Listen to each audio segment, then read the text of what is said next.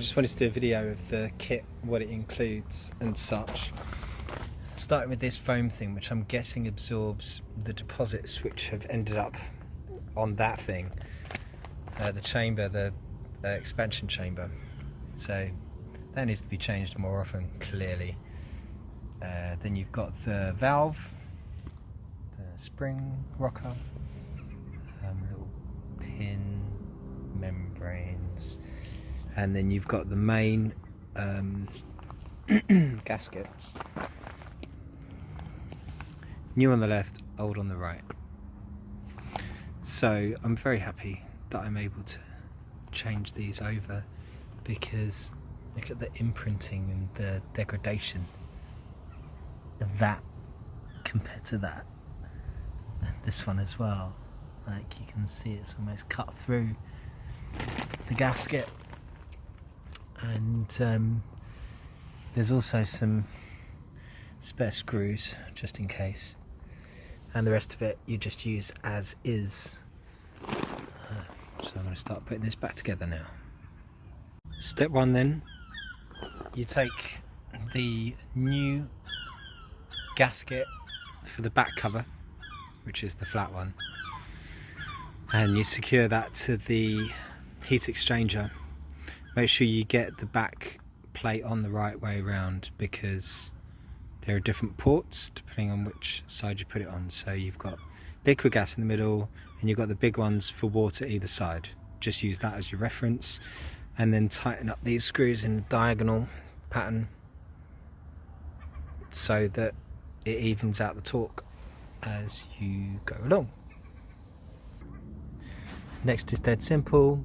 Primary seat goes on the valve with the rubber part downwards on the valve itself, and the foam thingamajig just sits into these recesses. See where they're marked, and just make sure you get that as central as possible. It's a little bit smaller than the old one, but I'm guessing it will expand, and that doesn't really matter. With those in place, you want the body gasket. As you can see from the old one, the vacuum has been sucking this down onto there, so it doesn't matter which way around you do it, I think. Oh look, 1974, that's interesting. Then we pop that on symmetrical.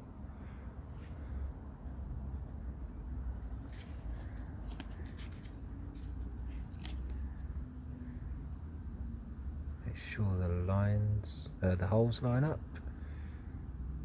and then you can stick the body on,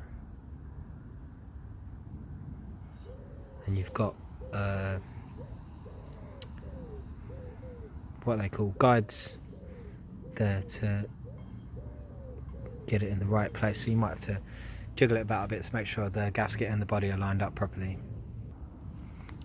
With that all lined up,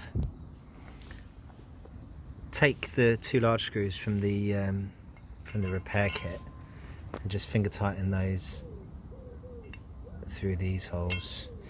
Incidentally, in the guide that you can download from their website, in the reassembly instructions, you've got numbers in brackets. They are to allow you to identify the part in question on this list. So number 10 is what we're looking at, which is the two large screws. They're actually bigger than these ones, so I'm going to use those because they came in the kit, and then we're going to just hand tighten those for now until the rest is assembled. Now the new primary valve pin, that just drops in there, and having done that, the new primary valve assembly is ready to go on, and you can see the outline of that. Make sure the metal part is facing upwards, and just place it around the relevant markers, and then that's in place. once that's in place, pop the 2 springs back on, and then we can put on the cover. Now obviously you're going to have to counter the force of the springs when you're putting this on, and these are the 2 locations where the screws go in, and it's the short screws, and there is a pair of those in the repair kit, so I'm going to use those. Again, finger tighten, no need to tighten them up properly yet. And with those in, we can then take 3 of the larger ones. They're not provided in the repair kit, interestingly, and you're going to install, again, hand tightening 1, 2, 3. Miss that one out because that will block fulcrum going in. Next, we need to assemble this, which is the lever. Apparently you're going to need to get a hammer, rest this on a surface where you can hammer that through so that it's spaced evenly, and then we just pop on the grommet to the end, making sure it's on that side. It's looking pretty good. So now we place this in that position, and the fulcrum goes in this side where we left the screw out, remember? And with that in, you can pop in the final screw and finger tighten. Of course, just as I did that, I was thinking, oh, okay, how are we sure that this grommet actually covers that valve? You have to do this convoluted thing where you have to gauge the lever height, because it should be 0.8mm below the level of the body casting. Now, as far as I'm concerned, this one was installed at the factory. If they match, and they do because I've checked them side by side, then I think we're good. Now we just want to pop this screw in under there.